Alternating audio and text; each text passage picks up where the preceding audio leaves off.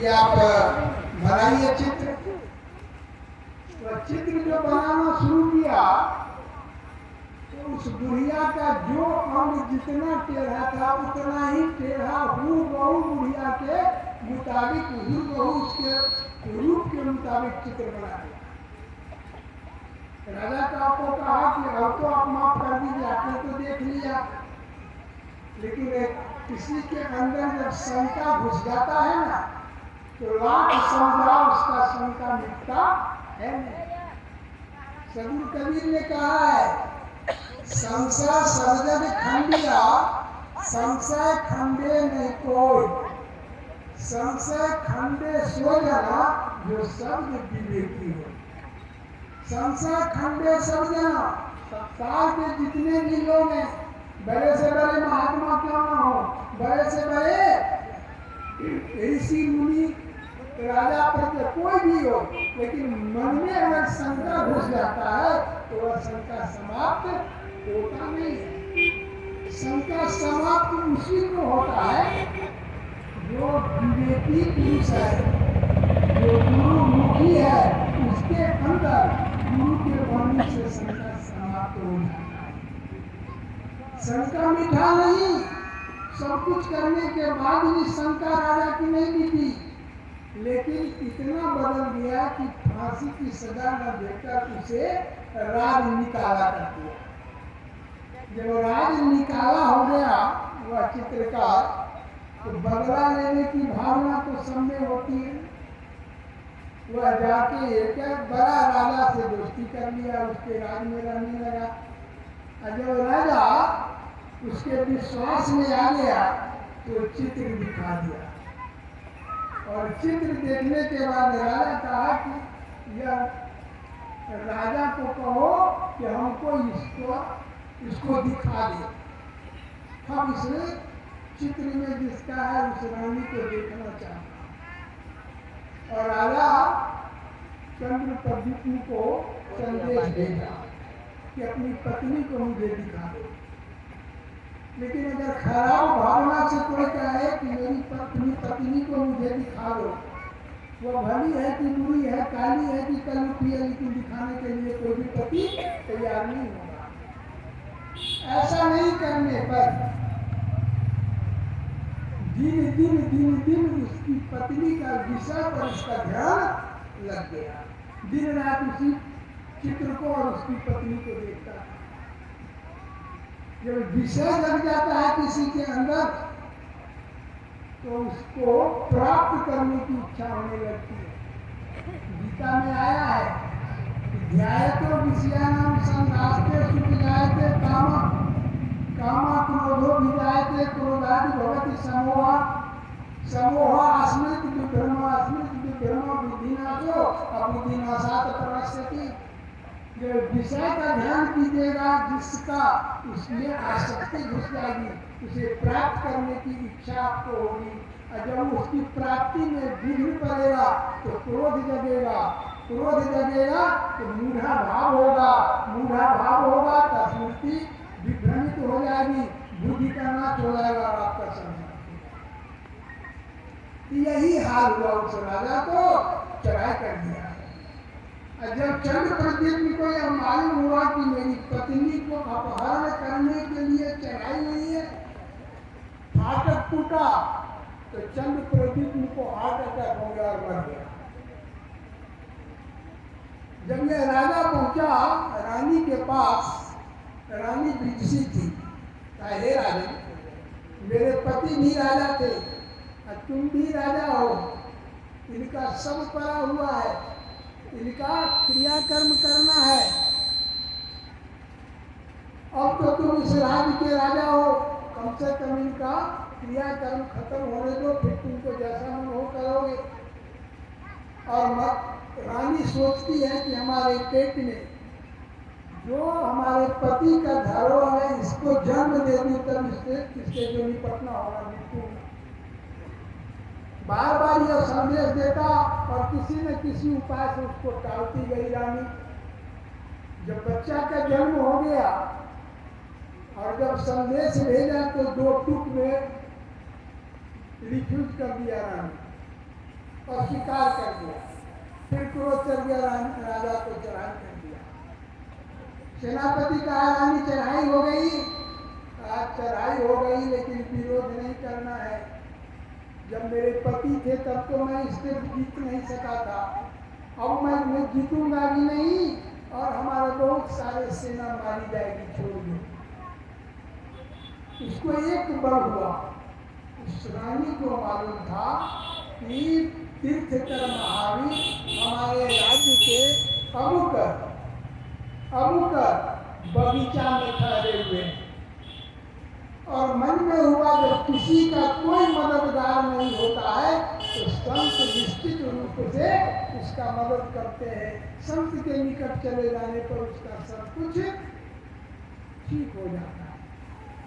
छोटा सा बच्चा को लिया और एक गुप्त मार्ग से भागी, गुप्त मार्ग से भागी। राजा जब भागते हुए देखा तो पीछा किया। तब तक में रानी तीर्थकर महावीर के पास पहुंच गई, प्रणाम किया, बच्चा को लेकर उनके निकट बैठ गई, दर्शन किया, देखा नहीं दर्शन किया, दरस परस उनके नजदीक बैठ गई, दरस परस। तब तक में राजा पर पहुंच गया और राजा की नजर जब तीर्थकर महावीर पर पड़ी और तीर्थकर महावीर की नजर जब राजा पर पड़ा, उसकी बुद्धि बदल गई। आसक्ति थी वह बदल दया भाव में चला गया। रानी से कहती है बहना, रानी तत्क्षण उस बच्चे को उसके गोदी में रख दिया, कहा तुम मुझे बहना का है, तुम्हारा अगिना है। बदल गया और कहा जाता उसको पढ़ाया लिखाया पालन किया पोषण किया, जब उसके लायक बन गया राजकाज चलाने के लायक तो राजगद्दी पर बैठा के राजा वापस हो गया। तो सदगुरु कबीर कहते हैं कि दरस परस से दुर्मति नासी। रानी तीर्थकर महावीर का दर्शन किया, निकट में थोड़ी देर बैठी और राजा भी वहां जब पहुंचा, दोनों की दुर्मतियां नाश हो गया। दुर्मति नासी दीन रतन लेवाई, दोनों में विनम्रता आ गया, राजा में विनम्रता आ गया। जहां वह खून से खावा हुआ राजा का पीछा कर रहा था, विनम्रता आई और कह दिया बहना। दुर्मति नासी वीर रत्न। यह संसार अधिक गंभीर जल को गहिरावे तीरा।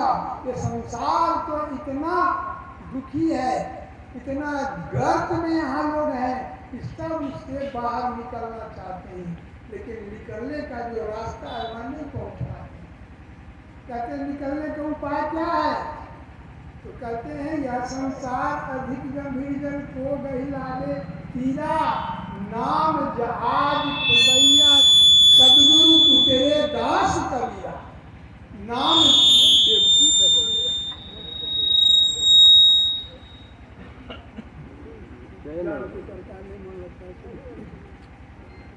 नाम जहाज खेवैया सदगुरु उतरे दास कबीरा। सदगुरु नाम रूपी जहाज को लेके किनारे पर बैठे। जरूरत है गुरु के दास बनने का, जरूरत है गुरु के शरण में जाने का। गुरु नाम रूपी जहाज पर बिठाकर और भटकने के लिए नहीं छोड़ते, स्वयं पतवार लेके नाव को फेंके हमको पार उतारते। नाम जहाज भैया सदगुरु उतरे दास कबीरा। केवल दास बनने की जरूरत है। तो एक नाम में और क्या क्या लाभ है? तो तुलसीदास जी ने कहा है, कली नाम काम तरु नाम को दलनार दारिद्र दुखादि दुख घोर घन घाम को नाम लेत दाहिनो भयो वाम विधाता वाम को कहमनी समरेश महामुनि उल्टा सीधा नाम को भलो लोक परलोक जाके ललित लाम को तुलसी जग जानत नाम के सोच न कुछ मुकाम को। तुलसीदास जी कहते हैं इस कलयुग में कलि नाम काम करुणा, इस कलयुग में जो नाम जपने वाला है, जो नाम के शरण में है, उसका सब काम बन जाएगा। कहते हैं कौन कौन काम बनेगा?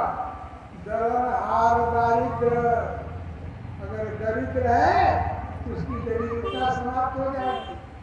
कोई भी नाम जपन करने वाला आदमी न भूखे मरता है, उसको 3 चीज प्राप्त अपने आप हो जाता है, भोजन वस्त्र और आवास।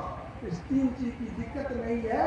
ये आप देख लीजिएगा आँख पसार करके कि नाम जपी कोई 3 चीज का दिक्कत नहीं होता। कल नाम काम कर नाम को दलन हार दारिद्र दुखार, 3 तरह का दुख है, दैहिक दैविक भौतिक, इससे भी छुटकारा मिल जाता है। और अंत में कहते हैं एक दुख है प्राकृतिक भूकंप, अवलग्नि, अतिवृष्टि, अनावृष्टि, उससे भी उसको कुछ बिगड़ता नहीं है। लंका में सोना का घर जल गया लेकिन विभीषण का कुटिया नहीं जला, क्योंकि वो नाम दलन हार दारिद्र दुखादि घोर धन धाम को नाम लेत दाहिनो भयो बाम विधाता बाम को। जो नाम को जपन करता है, नाम के शरण में है, उसका विधाता भी बाम हो गए तो भी कुछ नहीं बिगाड़ सकता, उसको भी दाहिना होना है। इसी को आगे तुलसीदास जी को स्पष्ट में कह दिया,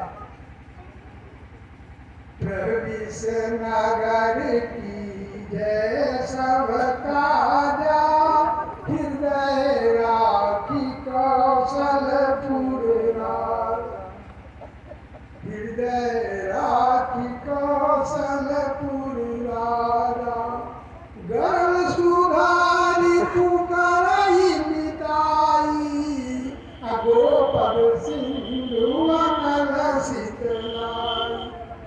जो भगवान का नाम स्मरण करके हृदय में उस प्रभु परमात्मा को बिठा करके कोई काम करता है, उसके काम में अगर कोई विष घोल देता है तो विष भी उसके लिए अमृत बन जाता है। बड़ा से बड़ा दुश्मन इसके पीछे पड़ जाता है तो नजदीक आते आते उसको मित्रता कर लेनी पड़ती है, और बड़ा से बड़ा दुख भी उसके लिए गाय के खून के बराबर हो जाता है कि कब दुख आया कब दुख चला गया पता नहीं। और बड़ा से बड़ा ताप जो है वह भी पानी जैसा शीतल हो जाता है। इसी को सदगुरु कबीर ने भी कहा,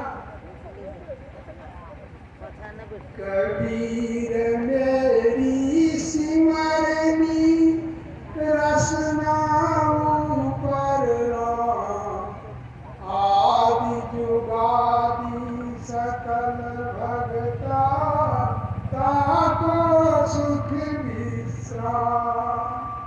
जो गुरु को अपने हृदय में रख करके गुरु के वाणी पर अपना जीवन बिताना शुरू कर दे, उसका धूप वर्तमान भविष्य तीनों सुधर जाता है। इतना ही करके मैं वाणी को विराम देता हूँ। सारे